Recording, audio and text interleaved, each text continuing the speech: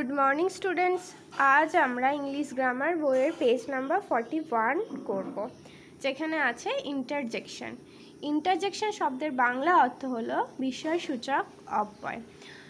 Interjection পড়ার আগে আমাদের ইন্টারজেকশন কাকে বলে জানতে হবে। তো চলো দেখি ইন্টারজেকশন কাকে বলে। যে ওয়ার্ড বক্তার মনের বিস্ময়, আনন্দ, ঘৃণা, দুঃখ ইত্যাদি ভাব ও আকস্মিক আবেগকে প্রকাশ করে সেই ওয়ার্ডকে ইন্টারজেকশন বলে। অর্থাৎ একটি বক্তার মনে দুঃখ হতে পারে, আনন্দ হতে পারে, ঘৃণা হতে পারে, এগুলি যে ওয়ার্ডের মাধ্যমে আমরা প্রকাশ করি শুধুমাত্র সেই ওয়ার্ডকেই আমরা ইন্টারজেকশন বলে থাকি।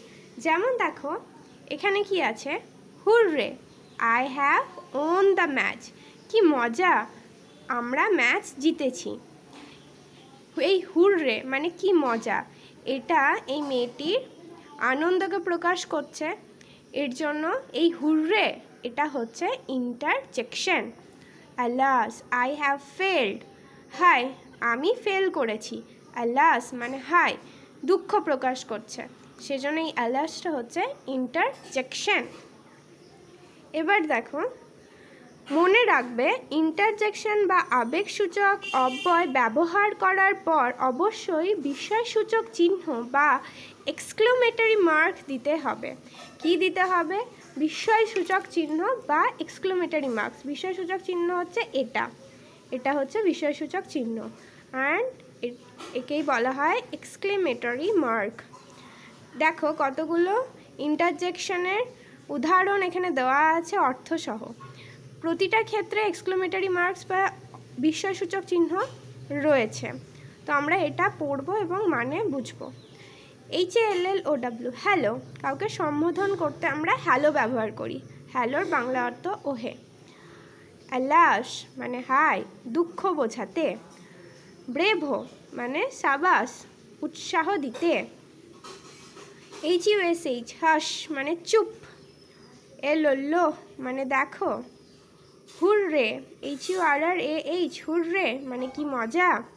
আহ মানে বিস্ময় বোঝাতে।